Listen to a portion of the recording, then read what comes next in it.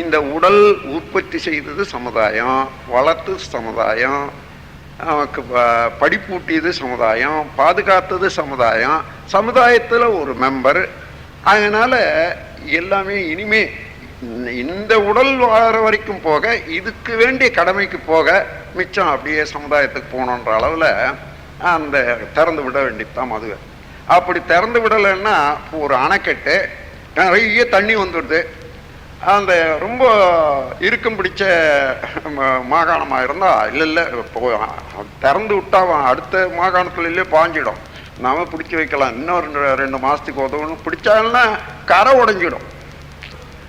அந்த மாதிரி எந்த எந்த இடத்துல செல்வத்தினுடைய இது அளவு அதிகரிக்குதோ, நாலாவட்டத்தில் பார்த்தீங்கன்னா அந்த குடும்பத்தில் இருக்கக்கூடிய கரை உடைஞ்ச மாதிரி பல வகையில் குழந்தைகளும் அவர்களும் ஒடுக்கங்கட்டு உடல் கட்டு அடைகிற துன்பத்துக்கு எல்லை இருக்காது.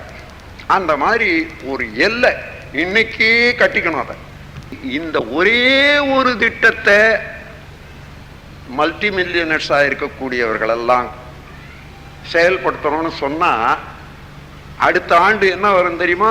எத்தனை தொழிலாளர்களுக்கு அவர்கள் உழைத்த உழைப்பினுடைய ஊதியம் அப்படியே திரும்பி அவங்களுக்கே வந்துடும். மொத்தம் வேற எதுவும் எடுக்க முடியாத அளவில் அந்த அளவு பொருள் வளர்ச்சி அதிகமாகிடும். இப்போ ஒருமுகமாக அளவுக்கு மீறி சேர்றதுனால இங்கேயும் இந்த வெள்ளத்தினால பாதிப்பு ஒன்று, அங்கேயும் சுரண்டல் இருக்குது. இப்போ உலகத்தில் நீங்கள் பாருங்கள், ஒரு யார் வாடகை வீட்டில் இருக்கான்னு பார்த்தீங்கன்னா வீடு இல்லாதவன்.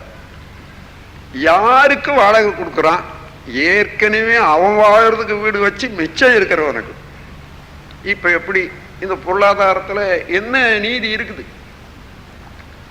ஆனால் இவ்வளவு ஒத்துக்கொண்டு நாம் நீதியாக இருக்கிறோமே பழக்கத்தினால்தான். இது பழகி போச்சு. இந்த பழக்கத்தினால இதை ஒத்துக்கொண்டு இருக்கிறோம். இதை தாண்டி உலகம் உய்ய வேணும், எல்லாரும் வாழ வேணும் என்ற எண்ணம் வந்தால் எப்படி இருக்குன்னா, நீங்கள் ஏதோ ஒரு அளவில் 10 லட்சம் 20 லட்சம்னு வச்சுக்கிட்டு 1 கோடின்னு கூட வச்சுக்கிட்டோம். அந்த 1 கோடிக்கு மேலே உள்ளதை சமுதாயத்துக்கே நன்மைக்கே நான் செலவு பண்ணுறேன் அன்னிட்டு இன்னைக்கு செல்வந்தர்கள் முன்ன வந்தாங்கன்னா உலகத்தில் ஒரே ஆண்டில் உலகத்தில் இருக்கக்கூடிய பிரச்சனை எத்தனையோ ஏழ்மை அறியாமை இவைகள் தீர்றதுக்கு பரவ ஆரம்பிச்சுக்கும். காற்றாட்டு வெள்ளம் மாதிரி வந்து கரையை உடைஞ்சி இருக்கிற தண்ணி அடிச்சு போச்சுன்னா அடுத்த ஆண்டுக்கு நீர் பாய்ச்சினது தண்ணி எது, குடிக்கிறதுக்கு தண்ணி எது? அந்த மாதிரி ஒரு இடத்துல சேரக்கூடிய ஒரு செல்வமானது அளவுக்கு மீறி போகிற போது அடிச்சுட்டு போகுது, எல்லாத்தையும் கெடுத்துட்டு போகும். ஆகையினால இந்த ஆசையை ஒரு அளவில் எங்கேயாயிலும் ஒரு அளவு பண்ணி ஆகணும். நாம் அப்படி பண்ணுற போது பண்ணாத போனால் என்ன ஆகும்? நாம் இன்பம் அனுபவிக்கலாம், இன்னும் ஒரு 4 பழம் இருந்தால் தான் எனக்கு நல்லதுன்னு என்றோம், எடுத்து வைக்கிறோம்.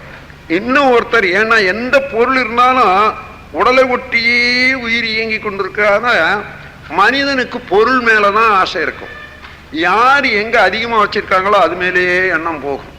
அப்போ தனக்கு வேணும்னுட்டு இது எடுக்கிற போது எடுக்காதப்பா என்னுடைய பொருள் ஒன்றோம், ஏன்பா நீ 4 வச்சிருக்க நான் 1 எடுத்துக்கிறேன், எடுக்கக்கூடாது. இங்கே சினம். எந்த இன்பத்தை அனுபவிக்கிறதுக்காக இவன் என்றானோ அதுக்கு தடை ஏற்படுதுன்னு நினைக்கிறானோ அந்த தடையை நீக்கிறதுக்கு வேகம் வர்ற போது அதே அறிவின் வேகம் சினமாக வரும். இன்பத்தை அனுபவிக்க ஏற்படக்கூடிய தடையும் ஏற்படுமோ, இந்த தடை ஏற்படுமோ என்று எண்ணக்கூடிய எண்ணமும் சினமாக வந்துடும்.